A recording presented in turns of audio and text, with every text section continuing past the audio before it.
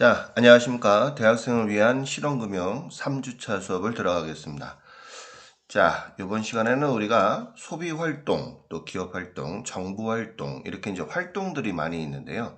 각자의 경제 주체가 어떻게 우리가 생활을 하면서 국민 경제에 미치는 영향이 무엇인지 그런 부분에 대해서 한번 배워보도록 하겠습니다.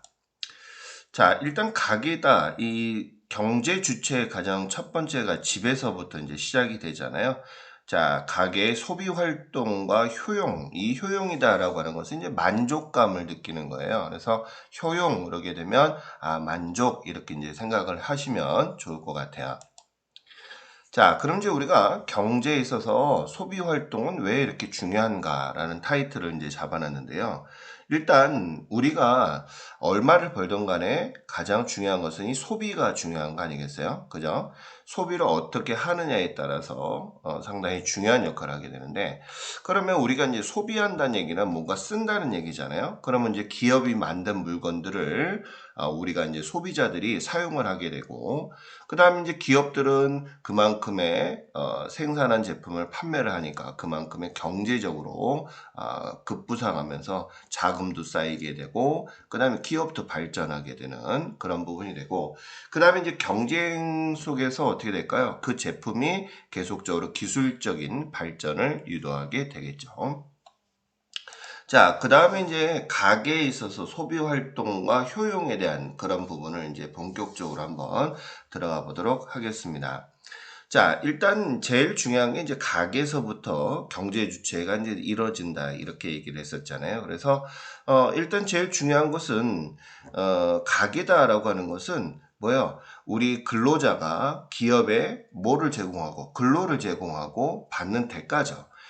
그것을 우리 이제 소득이다 이렇게 얘기하고, 우리가 이제 보통 월급을 받잖아요. 그러면 그 소득을 우리가 이제 받은 걸 가지고서 소비 활동을 하게 되는데, 예를 들어서 우리가 이제 내가 급여가 뭐 예를 들어 300만 원이다라고 하게 된다면 그 300만 원 범주 안에서 내가 쓰게 되겠죠. 그죠?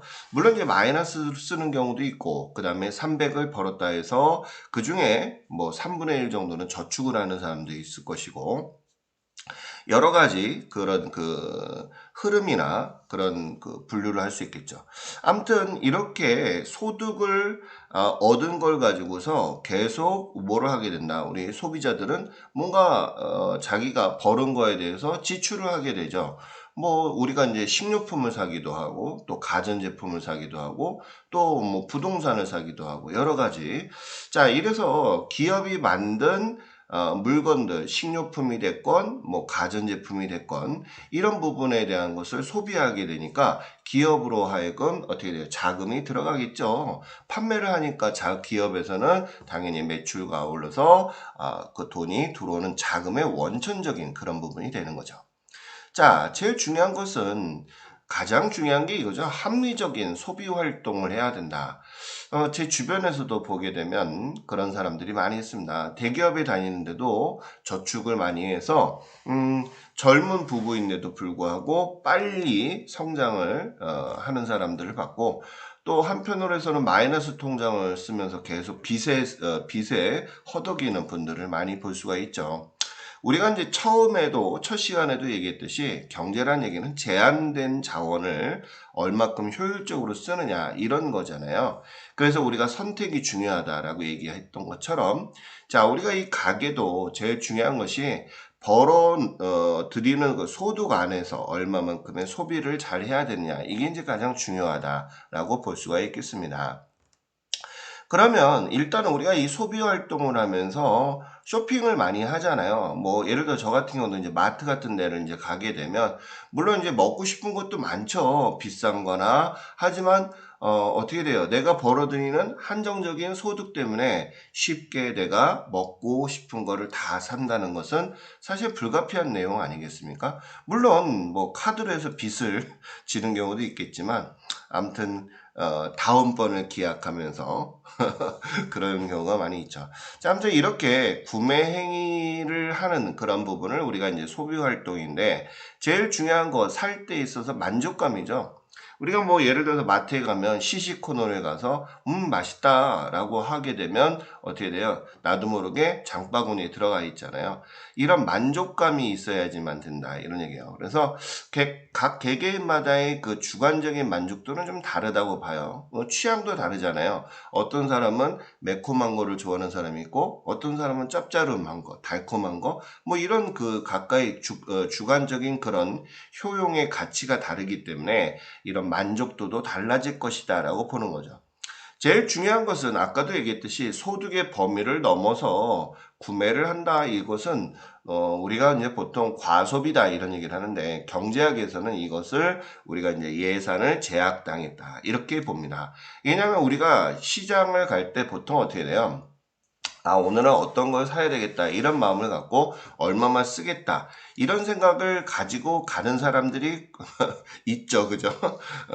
저 같은 경우도 그냥 가서 뭐 사다 보니까, 되게 많이 샀다. 요즘에는 옛날하고 다르게, 뭐, 라떼 얘기하면 또 그렇겠지만, 장바구니, 우리 이제 마트에서 보게 되면 옛날에 5, 6만 원이었으면 가득 찼었던 것이 요즘에는 한 12만 원에서 15만 원 정도가 되는 그만큼 물가가 많이 올랐다는 거 아니겠어요? 월급은 한정적인데, 그죠? 자, 아무튼 효용의 극대화는 제일 중요한 건 만족하는 거의 극대화. 우리가 이제 그런 경우를 볼 수 있어요. 식당에 갔는데 7,000원짜리 음식인데 뭐 반찬이 10대까지가 나오면서 너무 이렇게 맛도 좋고 그다음에 양도 풍부하고 뭐 이런 경우에는 먹고 나서도 상당히 야, 이 집 정말 잘 왔다. 나 정말 행복했다. 뭐 이런 것이 바로 사실 효용의 극대화다. 만족의 최상위까지 끌어올린 거잖아요. 그것을 우리가 이제 효용의 극대화다 이렇게 얘기하는데 아무튼 제일 중요한 것은 내가 쓸 수 있는 범주 내에서 최대의 소비를 하는 그런 선택에 가장 중요한 만족감을 이끌어내는 게 바로 효용이다라고 보시면 되겠습니다. 자, 그래서 우리가 이제 합리적인 소비라고 하는 것, 아까도 방금 말씀드린 것처럼 효용의 극대화다 이렇게 얘기했잖아요. 그래서 제일 중요한 것은 이 효율성을 높여주는 소비가 가장 중요하죠. 그래서 우리가 싼데 또 우리가 인터넷에서도 가격 비교를 하고 이런 경우가 바로 이 효용의 극대화를 누리기 위해서 그런 것이다라고 보시면 되겠죠. 그러면 이제 우리가 기업의 활동과 비용에 관련돼서는 어떻게 되는지 한번 더 알아보도록 할까요?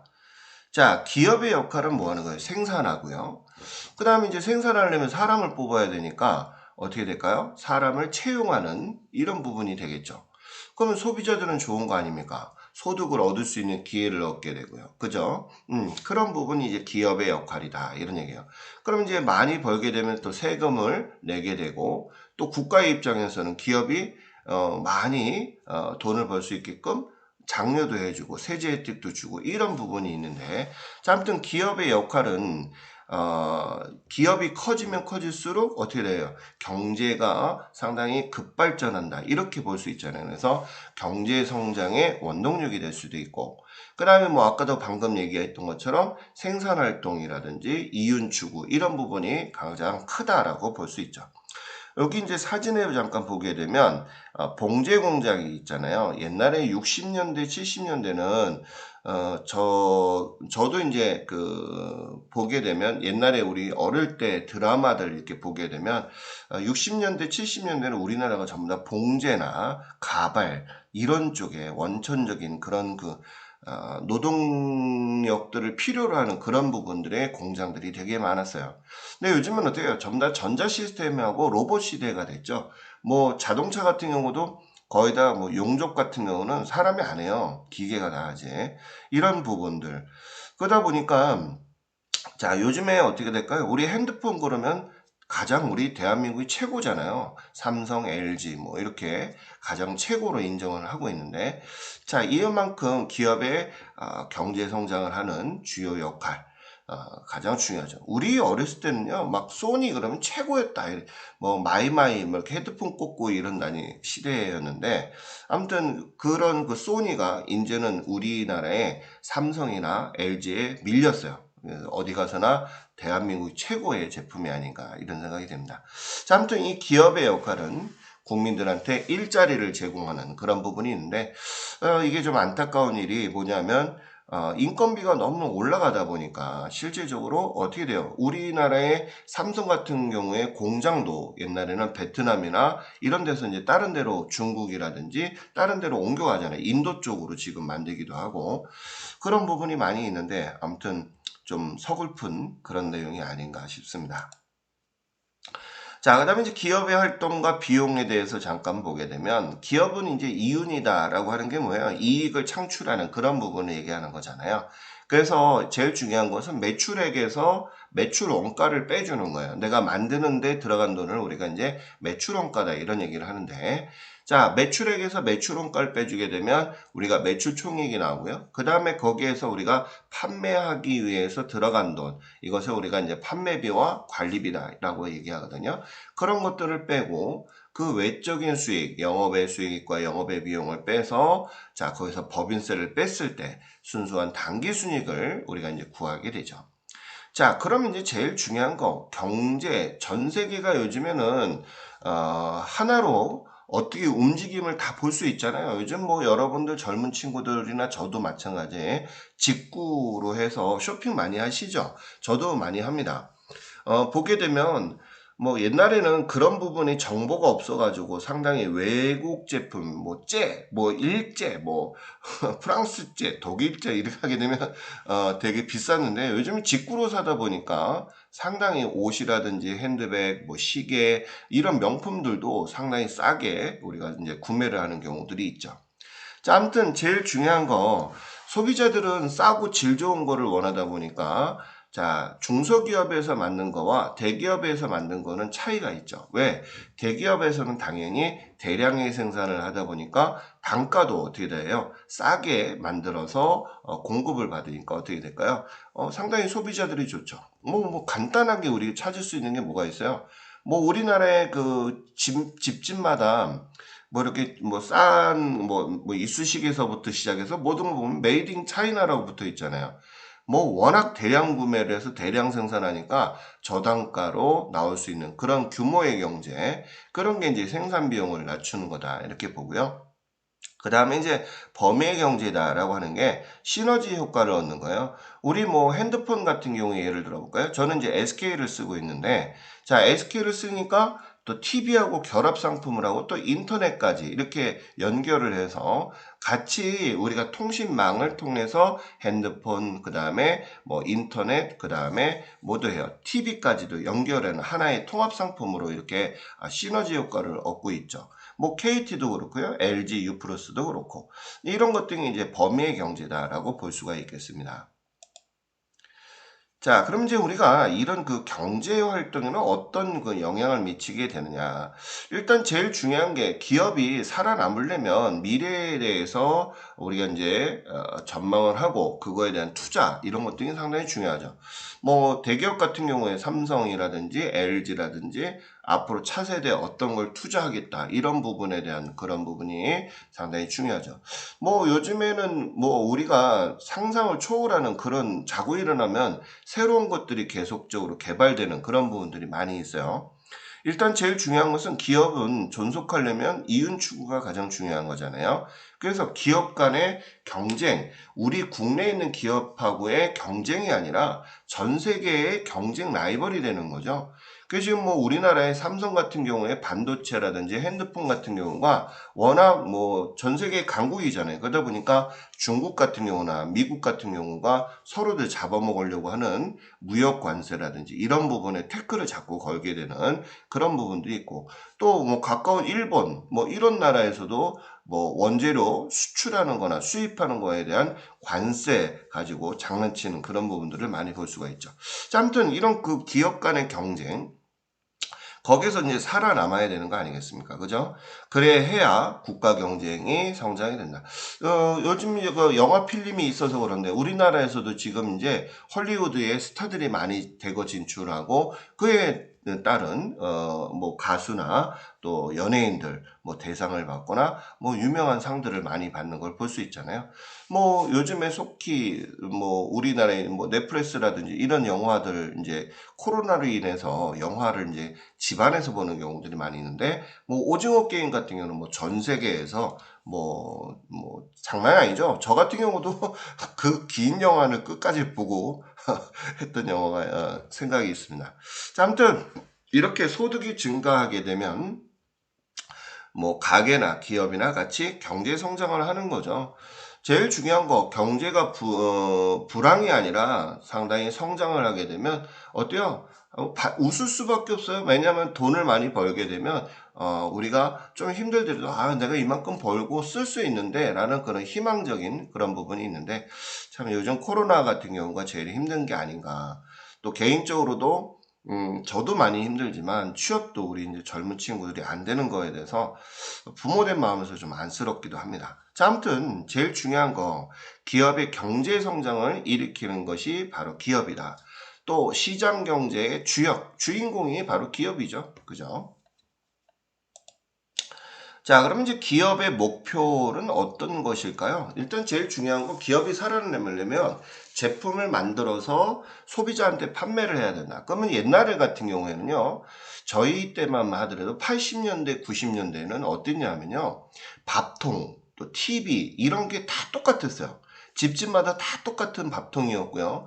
그 다음에 집집마다 똑같은 칼라 TV, 흑백 TV, 또 전화기 요즘에 이제 되게 다양하고 멋진 것들이 되게 많이 있잖아요. 그러니까 옛날에는 제조업체들이 그냥 만들어 놓기만 하면 그냥 다 팔린다 이런 생각을 가지고서 했고 또 그럴 수밖에 없는 현실이었어요. 그런 게 이제 전부 다 대기업이 된 거죠. 삼성이나 또 LG나 뭐 이런 부분들이 다 그런 과정을 거쳤는데 요즘은 안 그렇죠. 뭐 냉장고 하나도 색상에 따라서 골고루 자기가 선택을 하게 되고요.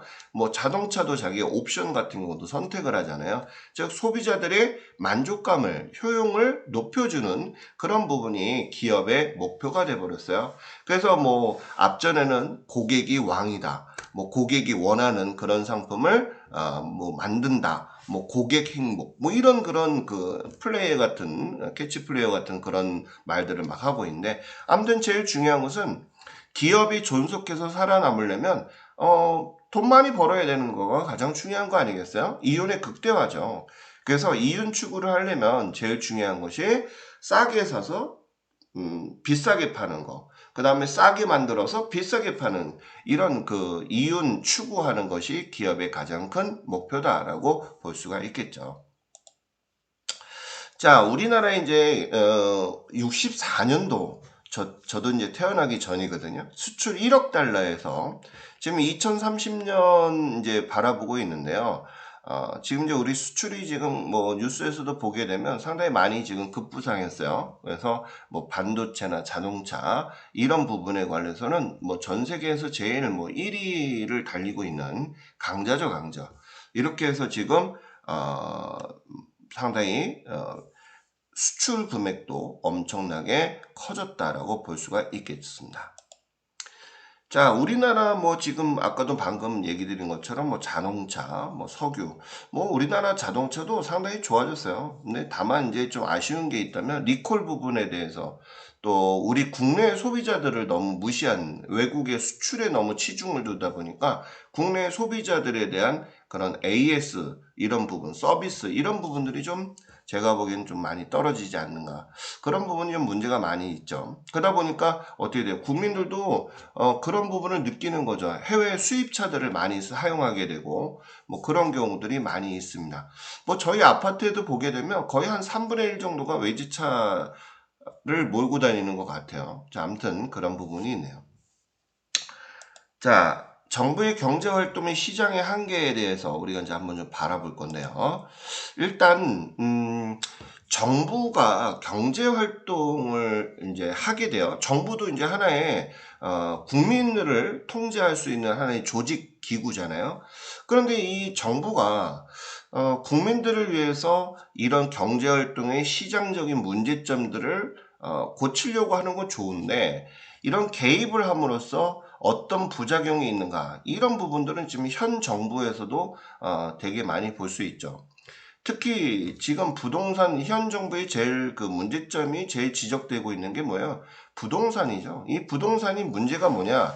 지금 뭐 기재부 같은 경우에서 통계치 같은 경우 엉터리로 해서 지금 다른 데서는 지금 가격이 뭐 100% 이상이 올렸는데 부동산 가격이 뭐 20, 30%밖에 안 올랐다는 생뚱맞은 얘기는 하고 있고, 그 다음에 장관이라고 하는 사람이 투기를 하고 있고, 뭐 진짜 이 현 정부의 부동산에 관련된 신뢰도는 빵점이라고 볼 수가 있죠. 그러다 보니까 젊은 친구들이 어떤 생각을 하는 거예요? 영끌족이라는 그런 단어가 생길 정도로 부동산만 사면 가격이 오른다라는 그런 착각 속에서 있는데요. 지금 문제가 뭐예요? 지금 계속 기준금리가 올라가다 보니까 금리가 1% 했던 것이 지금 어떻게 돼요? 4, 5%가 되는 거예요. 그러다 보니까 월급은 제한되어 있는 부분에서 이자 비용은 계속 늘어나니까 내가 그만큼 쓸 수 있는 돈들이 줄어든다는 거죠.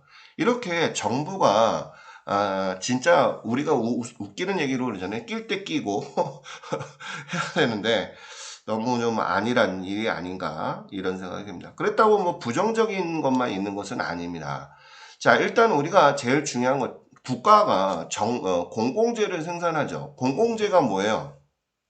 공공재는 말 그대로 학교를 만든다거나 또는 동사무소나 또 편의시설, 뭐 노인회관이라든지 또 복지 이런 부분에 관련된 거, 그 다음에 도로, 그 다음에 뭐 세무서라든지 예를 공원이라든지 이런 것들이 우리가 이제 공공재에 해당이 되는 거죠. 뭐 도로 같은 경우도 마찬가지고요. 이러면서 국민들한테 제공을 해주고, 그러면 그런 것들을 하려면 사람이 있어야 되니까 누구를 뽑겠어요? 국가가 공무원을 뽑겠죠. 그래서 공무원을 고용하게 되는 것도 하나의 경제 주체로서의 활동이다 이렇게 보고요. 그 다음에 기업에서 만든 물건들을 정부는 구매를 하게 돼서 우리가 도를 만든다든지 학교를 만든다든지 이런 데 쓰는 거 아니겠습니까? 그래서 이런 정부도 하나의 생산자이면서 하나의 소비자인 경제활동을 하고 있는 게 바로 정부다 이렇게 볼 수가 있죠. 그러면 이런 정부는 어디에서 돈을 만들까요? 그쵸. 기업이라든지 국민으로부터 소득행위에 대한 소득세를 받겠죠. 그래서 우리가 기업의 법인의 소득이 생겼을 때는 법인세, 그 다음에 개인의 소득이 생겼을 때는 종합소득세를 걷어서 우리가 들어가고요. 그 다음에 또 유통하면서 발생되는 부가가치세의 10%에 해당하는 그런 부분, 국세에 해당하면서 해당하는 세금을 가지고서 재정활동을 하죠. 그래서 예산을 잡고 자 내년에는 우리가 실업자들이 많은데 이런 부분을 뭐 구제하는 방법을 한다든지 뭐 여러 가지 이런 그 재정활동적인 부분을 많이 수행을 하고 있는 게 바로 정부다라고 볼 수가 있습니다. 자, 이런 것들이 이제 하나의 대표, 대통령 하에 각 장관이나 차관들 뭐 이렇게 하면서 지금 이루어지고 있는 그런 부분이 있죠. 자, 아무튼 이런 그 문제점들이 지금 되게 많이 있죠. 뭐 잘 됐으면 좋겠는데 개인적으로 너무나 좀 원하는 대로 이루어지지 않다 보니까 좀 안타까운 점들이 많이 있다 이렇게 볼 수가 있죠. 자, 이렇게 정부의 경제 활동에 대해서 우리가 지금 보고 있는데요. 제일 중요한 것이 뭐가 있느냐? 정부가 여러 가지 활동을 하게 되면 일단 자금적인 문제가 필요하겠죠. 요즘 뭐 대선 후보들 때문에 시끄럽잖아요. 이런 사람들 뭐 툭하게 되면 여러분들 뭐 몇 조 뭐 예산을 쓰겠다. 뭐 이 방송을 듣게 되면 여러분 아마 선거가 끝나지 않았을까 이렇게 생각이 드는데 뭐 하겠다 뭐 했다.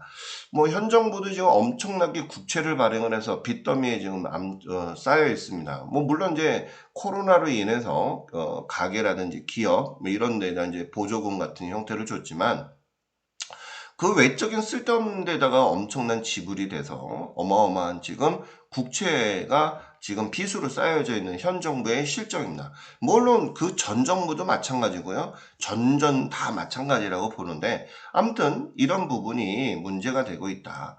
그럼 이걸 다 누가 내는 돈입니까? 세금이죠, 세금. 그럼 세금은 누가 내는? 국민이 내는 거잖아요. 근데 지금 현 정부 같은 경우는 일반적인 그 평균의 정부들, 대통령들 그 가세대 보게 되면 지금 보통의 한 4배 정도를 세금을 더 걷었다고 그래요.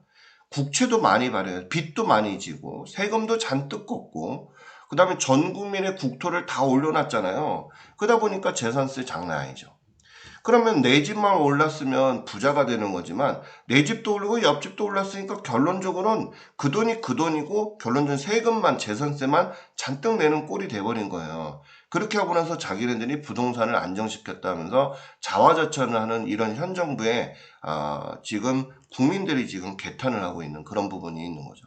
자, 아무튼 이런 부분이 정부가 간섭을 하고 개입을 하면서 문제점들이 이제 지금 많이 발생을 하고 있다는 거예요.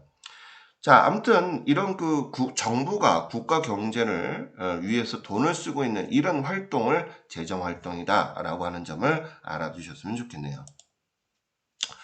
자, 그런데 이 시장에 우리가 시장이라고 하는 것은 마켓인데 이 시장은 수요와 공급에 의해서 자동적으로 이 가격이 결정이 돼요. 그런데 이런 부분에 대해서 시장 여건에 따라서 가격 기구가 정상적으로 움직여줘야 되는데 움직이지 못하는 경우가 있죠. 예를 들어서 앞전에도 뭐 디젤 차에 들어가는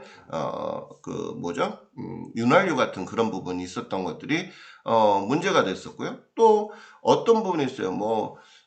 구제역이라든지 이런 것 때문에 돼지고기 가격이 오른다거나 또는 달걀 값이 오른다거나 이런 부분들, 또 김장철의 배추 가격이 오른다거나 이런 부분들이 수요와 공급에 관련돼서 작동이 제대로 안 되기 때문에 그때그때마다 어떻게 돼요? 농산물에 관련돼서 관련한 농수부 장관이 이런 부분에 문제점이 있으니까 수입을 전량 빨리 조속하게 이루어지겠다. 그래서 어느 정도 수요와 공급을 맞추는 이런 부분들이 정부에서 하는 부분이라고 볼 수 있습니다.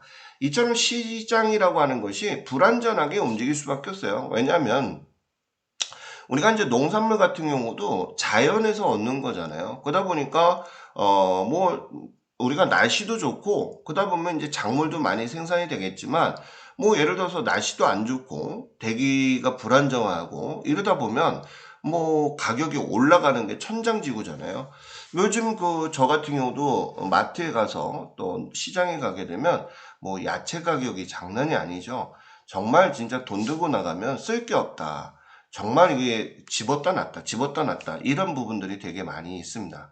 그런 부분이 수요 공급에 의해서 움직여지지 못하다 보니까 어떻게 돼요? 가격이 제대로 이루어지지 못하는 거죠. 예를 들어서 계란 한 판에 6,000원, 6,500원 하던 것이 계란 한 판이 12,000원이 돼버렸어요. 그렇게 되면 결론적으로 지금 100%가 올라가 버린 꼴이 되는 거니까 그럼 내 급여도 그만큼 올라가야 되는데 불구하고 그러지 않은 상태에서 어떻게 돼요? 사지를 못하는 거죠. 그러니까 아껴서 먹어야 되고 또 내가 구매를 못하는 이런 부분이 이제 문제점이 되는 거고 이런 부분을 잘 컨트롤하지 못한 것을 우리는 시장 실패다라고 얘기를 합니다. 그러면 이제 제일 중요한 게 바로 뭐냐? 이 시장 실패 원인이에요. 정말 이 경제학이나 모든 경제 논리에 제일 중요한 게 이 시장 실패의 원인이 가장 중요한데요. 첫 번째 담합이죠. 요즘 저희 아파트나 다른 전국의 아파트 다 마찬가지지만 아파트 시세가 지금 호가만 올라가 있고 거래가 안 되잖아요. 그러면 누가 사요 지금? 너무 비싸게 올라갔으니까. 그리고 싸게 내놓게 되면 눈치를 보죠. 따라 시키게 되고 아주 못된 사람이 돼버리는 그런 상태가 돼버리고요. 또 우리가 먹는 식료품에서도 그런 경우가 되게 많고 지방에 내려가면 지방 사람, 외지에서 온 사람들 완전히 따시키는 그런 부분. 이거 다 담합이라고 저는 생각을 합니다. 이 전부 다 부당 공동행위라고 저는 생각하는데, 이거 금융감독원에서는 이거 담합 행위를 하게 되면, 과징금을 물게 됩니다. 그래서 엄청나게 물게 되죠. 허위 광고를 했다거나, 담합을 해서, 우리가 매매를 한다든지, 이런 거. 그 다음 이제 외부 효과예요. 이 긍정적인 효과 같은 경우가 어떤 게 있느냐. 예를 들어 우리 집 앞에 지하철이 들어선다. 상당히 긍정적인 효과죠. 왜냐하면 집값이 올라가잖아요. 그런데 우리 집 앞에 예를 들어서 연탄 공장이 들어온다. 물론 이제 연탄 같은 건 안 뜨겠지만 어떻게 돼요? 당연히 집에 있는 아파트가 가격이 떨어지게 된다. 만약에 우리 집 아파트에 납골당에 들어선다. 이 도심에 납골당에 들어오게 되면 좋아하는 사람이 있어요? 아무도 없거든요. 부정적인 외부 효과다 이런 얘기예요. 이거를 우리가 이제 외부 불경제다 이렇게 얘기하는데, 자, 이런 부분에 대한 외부 효과 때문에도 시장이 실패의 원인이 되고요. 그다음에 이제 제일 세 번째는 공공재, 우리가 이제 나라에서 만드는 거잖아요. 그런 것들을 누구가 거둔 돈이에요? 세금을 걷어서 그 공공재를 만들었는데 세금도 안 내고 이용만 하는 사람들, 이런 사람들을 우리는 무임승차자다라고 얘기하죠. 우리가 이제 그 뒤에서도 나오겠지만 사실 이 지하철이나 버스 같은 경우에 좀 문제가 상당히 심각하다라고 봅니다. 우리나라에서 지금 낮에 보게 되면 거의 어르신들이 많이 이제 있는데 좀 제 생각에서는 좀 이런 부분에 대한 거를 좀 제한선을 좀 뒀으면 좋겠다. 왜? 이게 적자가 나오는 부분을 전부 다 이제 우리 아들, 딸들이 다 메꿔야 되는 그런 부분이거든요. 수명은 계속 늘어나고 있고, 지금 현재 우리가 65세 이렇게 되게 되면 경로우대 이런 부분에 의해서 모든 시설을 지금 무료로 다 사용하고 있잖아요. 그런데 지금 정작 우리 아들, 딸들이 그 나이가 되게 되면 그 무임승차를 할 수 없는 여건이 된다는 거예요. 왜? 지금 애들은 점점 줄어들게 되고요. 세금을 내는 사람이 줄어들게 된다면 그걸 누가 만들겠어요? 무슨 돈이 생겨서. 그러면 결론적으로 우리 자녀들은 기껏해 세금만 잔뜩 넣고 누려야 되지 못하는 그런 상황이 되기 때문에 저는 개인적으로 저도 나이가 있기 때문에 이런 얘기를 하면 참 조심스러워지는 얘기지만 아무튼 나이대를 65세에서 뭐 70대로 올린다든지 또 그 다음에 한도액을 잡았으면 좋겠다. 무한대로 하는 게 아니라 뭐 예를 들어서 뭐 지하철, 버스 교통비에 대해서는 10만 원. 그 외에는 뭐 자기가 예를 들어서 자비로 쓴다든지 이런 부분들이 저는 필요하다라고 저는 개인적으로 생각을 합니다. 이렇게 무임승차자가 많아지게 되면 결론적으로 우리 자녀들이 그만큼 세금을 더 많이 내야 된다는 거. 제가 좀 그런 부분이 아쉬운 게 뭐냐면 지금 정치하는 사람들이 나이가 많은 사람들이 많고 그다음에 나이 많은 사람들이 있다 보니까 어떤 경우가 많이 있는가 봤더니 자기네들 기득권 세력들을 먹으려고 하는 그런 부분이 있어요. 자기만 공짜로 쓰고 자녀들에 대한 거. 정말 못된 거죠. 이게 제가 보기엔 베이비 부모 세대들이 정말 그 못된 사고들을 많이 갖고 있어요. 좀 이거는 자녀들, 지금 현재 자녀들이 앞으로는 점점 줄어들고 있거든요. 우리 지금 고3 학생들 보게 되면요. 1년에 5만 명씩이 줄어들었어요. 지금 4년 동안의 통계치만 보더라도 지금 20만 명이 줄어들고 있기 때문에 각 대학들이 지금 미달 사태들이 지금 되게 많이 이루어지고 있는데 그에 반해서 지금 있는 사람들은 나만 아니면 돼. 내가 죽기 전까지만 잘 먹고 잘 쓰면 돼. 이런 사고를 갖고 있다는 이런 정치하는 놈들이나 나이 드신 분들 그런 분들이 좀 아쉽다 이런 생각이 좀 개인적으로 듭니다. 자, 이러다 보니까 이제 정부가 개입을 하게 되는데 정부가 개입을 하는 게 긍정적인 효과도 있고 부정적인 효과도 있는데 여태까지 보게 되면 전부 다가 부정적인 부분이 많았다. 왜냐하면 탁상행정이거든요. 이게 밖에 시장에 어떤 내용이든 몰라요. 지금 우리 뭐 대통령 후보도 어떻게 돌아가는지 그 단어도 모르고 무조건 막 그 공수표 날리는 정책들을 하는 그 진짜 이 머리가 좀 비어 있는 그런 그 후보들이 되게 많이 있는데 아무튼 이런 부분들이 탁상 행정이다라고 볼 수 있죠.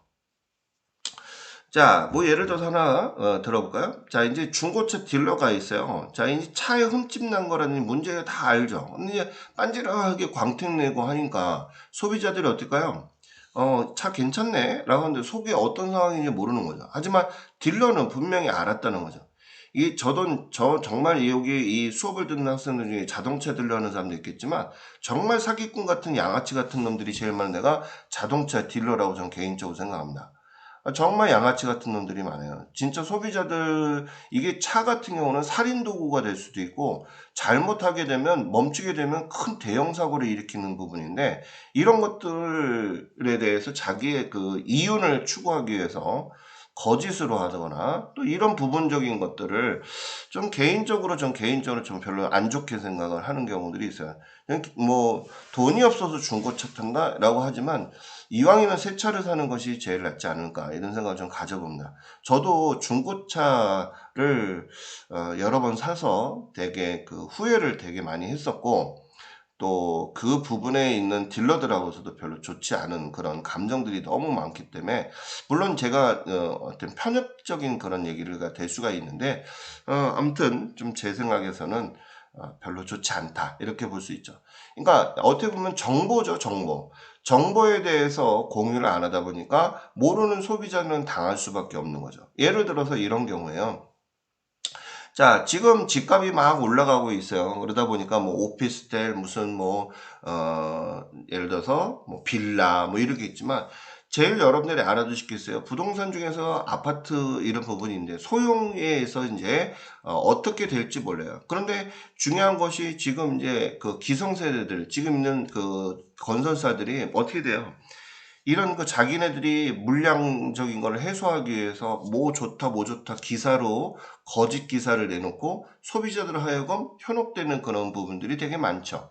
이러다 보니까 어떻게 될까요? 그런 걸 믿고 너도 나도 전부 다 어떻게 됩니까? 아, 이참에 나도 부동산을 구매를 해서 돈을 벌어야 되겠다. 이런 착각을 할 수 있게끔 대량의 기사들이 계속 쏟아지는 거죠.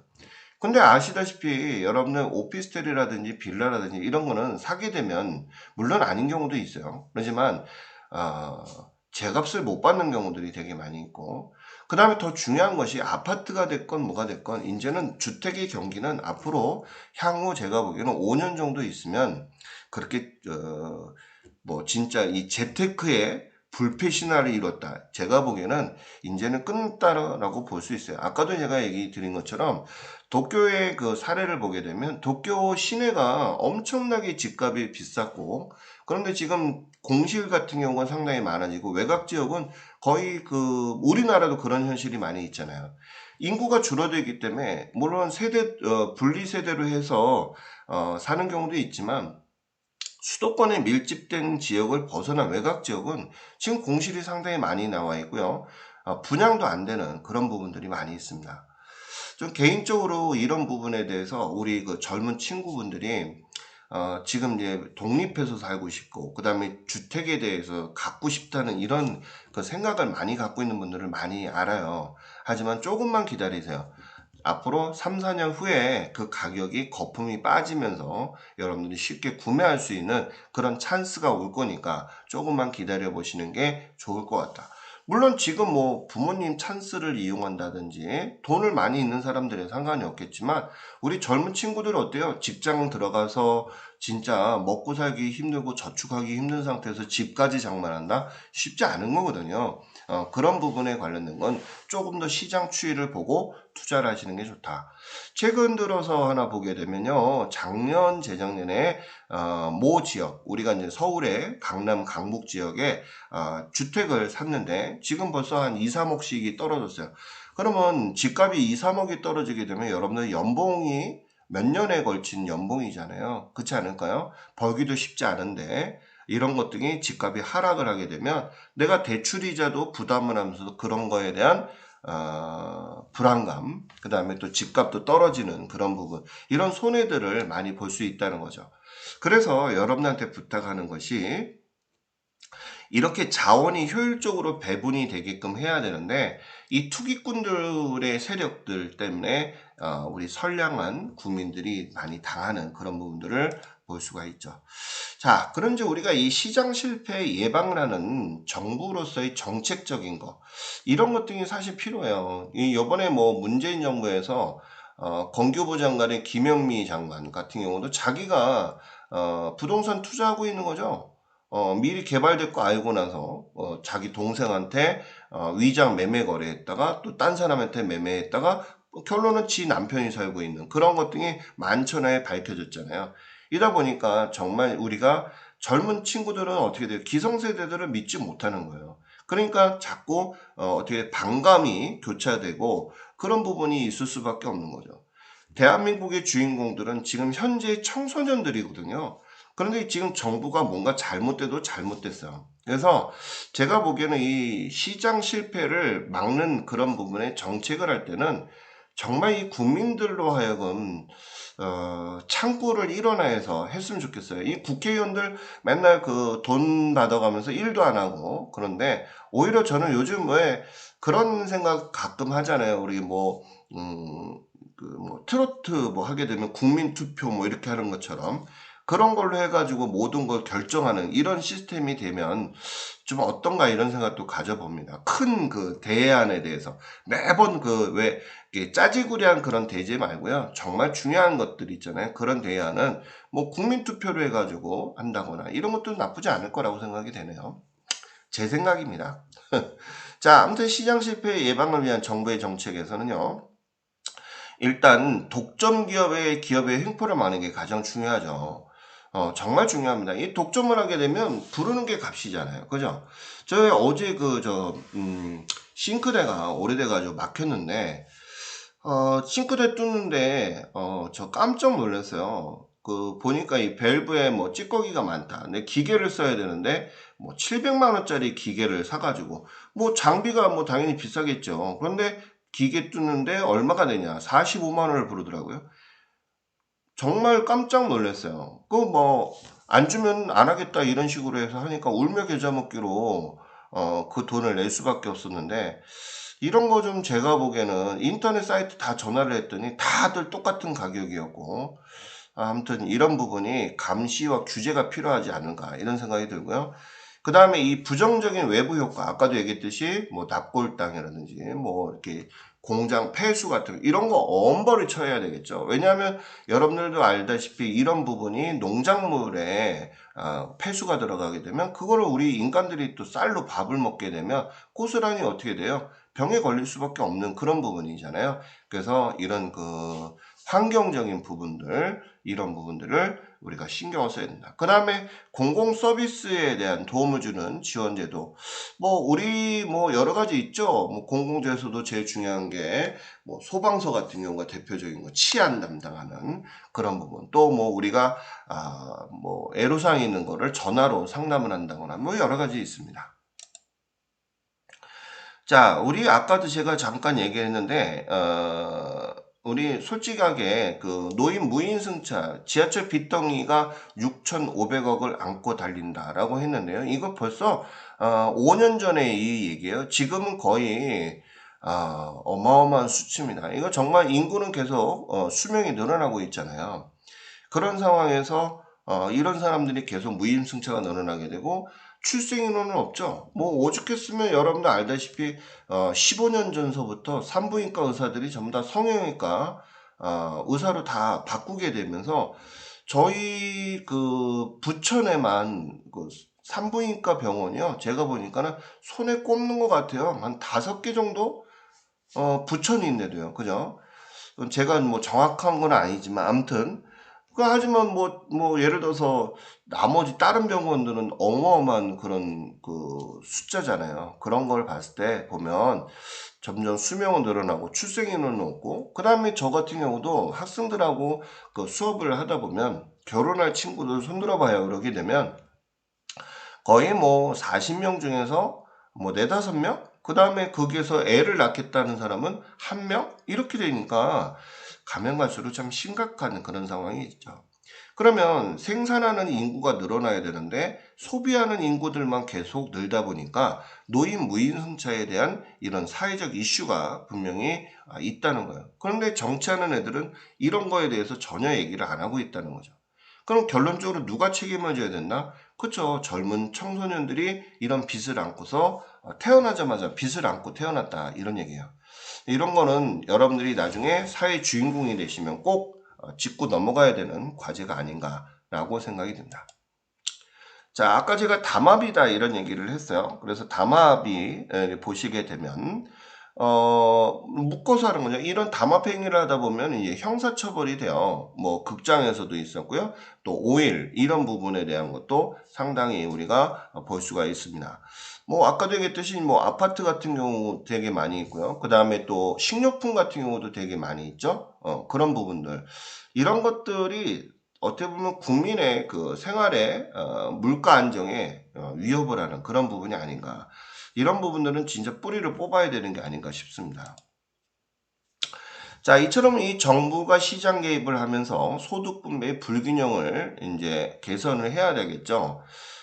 소득 분배라는 게 뭐예요? 잘 사는 사람한테 세금을 많이 걷어서 우리가 그 하위 계층에 있는 사람들을 지원해주는 이런 부분이 이제 우리가 소득 분배잖아요. 그런 부분들이 이제 많이 개선이 되려면 시장 실편을 보완을 해줘야 되겠고요. 그 다음에 일단 공공재의 무임승차에 대한 문제점들을 해결을 해야 되는 그런 문제점들이 있어야 우리가 앞으로 살아가는데 원만하게 되지 않을까라는 생각이 됩니다. 한편으로서는 그런 부분이 있어요. 부모님한테 찬스 타임을 벌어서 소득이 올라간 사람도 있겠지만 정말 열심히 일한 사람들도 많이 있습니다. 그런데 이런 사람이 일한 대가를 세금을 50%를 걷어간다. 일하지 않고 땡글땡글 노는 놈들은 그냥 뭐 생활보호 대상자 만들어가지고 불법적으로요. 물론 제가 지금 얘기하는 거는 예입니다. 그렇게 해가지고 뭐 진짜 일도 안 하고 산다. 좀 제가 보기에는 이거는 그림이 잘못돼도 잘못되었다라고 볼 수가 있는 거죠. 아무튼 이런 그 소득 분배 불균형을 개선을 하기 위해서 정부가 시장 개입을 하는 건 맞는데 이런 부분이 탁상 행정이 아니기를 진심으로 바랄 뿐이죠. 자, 일단 뭐 정부가 시장 개입에 있어서 부정적인 효과죠. 제일 뭐 중요한 거 오너라든지 또 정부가 과도한 시장에 들어갔다. 뭐 지금 폐단이 뭐예요? 제일 큰 문제점이 부동산 아니겠습니까? 그죠? 물가 잔뜩 올려놓고요.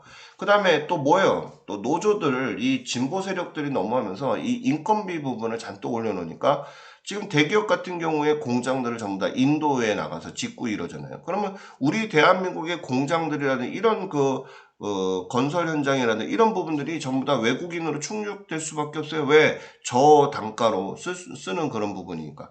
그럼 결론적으로 우리 젊은이들이 해외로 나가야 되는 그런 상황이 되는데 그런 여건이 안 되잖아요, 지금. 그러다 보니까 이런 좀 제가 보기에는 이 대한민국에 있는 이 열심히 일하는 기업들한테 그냥 쥐어짜는 이런 형태가 아니라 그들이 정말 대한민국 우리나라에서 기업을 하면서 젊은이들을 고용 창출할 수 있는 그런 뭔가 이런 그 문제점들을 해결하는 게 저는 좀 낫지 않을까 이런 생각을 들어요. 너무나 뭐 적폐청산하고서 그 정치할 때 도와주지 않은 기업가들한테 보복 정치하는 게 우리나라의 정치잖아요. 그러니까 저는 개인적으로 정치하는 부분에 대해서 나쁘게 생각하는데 아무튼 그런 부분이 많이 있죠. 뭐 그다음에 관치 경영하는 거, 뒷돈 말하는 정치인들 아주 쓰레기 같은 놈들이 되게 많아요. 아무튼 자 일단 그런 부분에 대해서는 뭐 보고요. 국민소득에 대해서 한번 볼게요. 자, 일단 국민소득이 맨날 정부는 뭐 몇 억 불, 뭐 우리가 뭐 GNP, GDP 뭐 하는데 사실 우리 피부에 와닿지 않아요. 왜? 대기업들의 수출로 인해서의 소득이 늘어나는 거지. 우리가 사실 뭐 몇만 불 시대에 됐다고 해서 주머니 사정이 좋아지거나 이러지는 절대 않거든요. 그러니까 정부는 맨날 이 통계 지표에서 자화자찬하는 이런 경우들이 있죠. 뭐 아까도 잠깐 얘기했지만 부동산 같은 경우도 엉뚱한 통계 지표 가지고서 자화자찬하고 있는데 정말 잘못된 거죠. 이 정말 그 명문대 나와가지고 그 짓거리를 왜 하는지 저는 이유를 모르겠고 국민들을 현혹시키는 그런 부분들이 많이 있죠. 아무튼 이 통계 숫자에 너무 빠지면 안 된다는 거예요. 그죠? 자, 아무튼 제일 중요한 게 이제 코로나죠. 저도 이 코로나 때문에 되게 많이 힘들어서 그런 부분이 있는데 더 이게 힘든 그런 부분이 많이 있죠. 또 하나 이제 어떤 부분이 있어요. 뭐 저소득층의 근로자들이 전부 다 이제 코로나로 인해서 기업들도 문을 닫게 되고 또 여행 관련돼서 또 이런 업체들 뭐 우리 인하공전 특히 그러잖아요. 여행 관련해서 제일 그 치명타를 입은 항공이라든지 또 숙박 또 이런 호텔 이런 부분에 치명타를 많이 입었죠. 음식 뭐 여러 가지.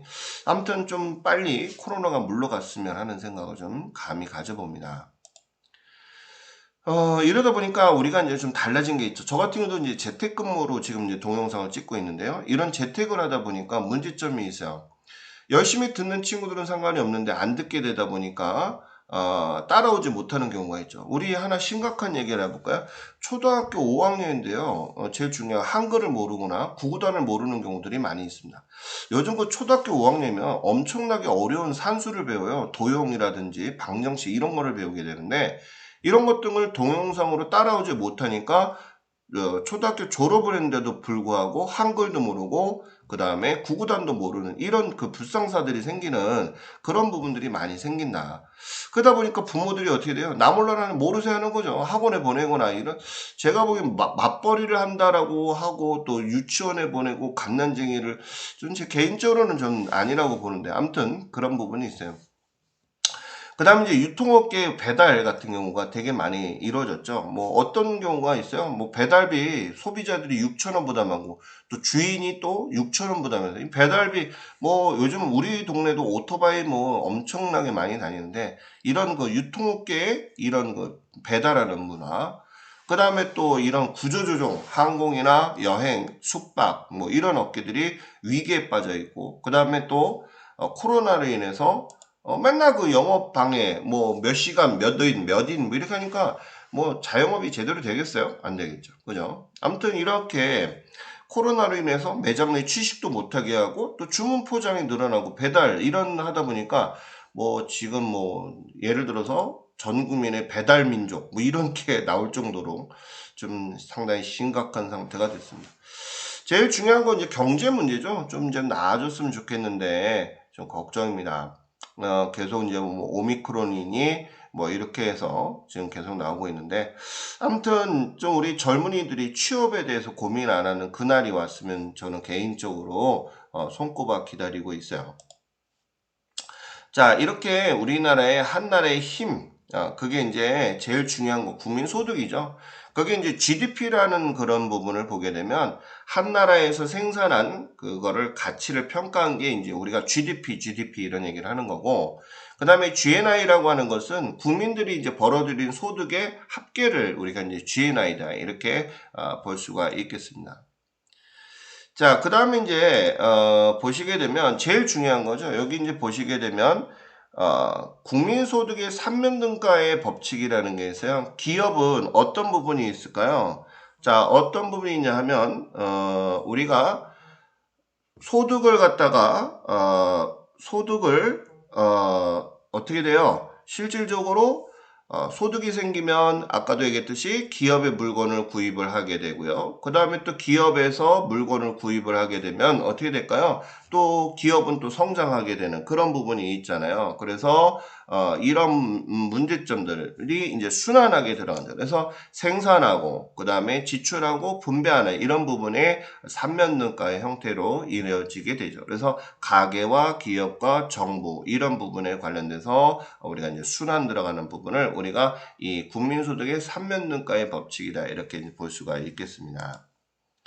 자, 하나만 더 볼까요? 자, 우리가 이제 명목이다, 실질이다 이렇게 했는데 우리가 이제 명목은 말 그대로 명목상이죠. 자, 예를 들어 지금 1,000만 원을 계속 번다. 이렇게 보겠습니다. 근데 실질적으로 물가가 지금 상당히 인플레가 돼서 5%가 올라갔다라고 볼게요. 그러면 1,000만 원을 계속 받고 있는 상태에서 자, 개인 사업을 하는 사람이 1,000만 원의 매출액이 있는데 이거를 우리가 이제 명목이다 이렇게 얘기하잖아요. 근데 실질이라고 하는 것은 뭐예요? 우리가 물가가 계속 5%가 올라가게 되면 1,000만 원에 5%면 50만 원이잖아요. 50만 원만큼은 결혼은 물가가 올라가니까 실제로 내가 1,000만 원을 매출을 끊었다 하더라도 실질 소득은 950만 원이다. 이런 부분이 이제 우리가 실질이다. 이렇게 이제 얘기를 할 수 있죠. 자, 이번 시간에는 이제 뭐 여러 가지 부분도 있었지만 경제 주체에 해당하는 가계, 기업, 정부에 관련돼서 수업을 하였습니다. 자,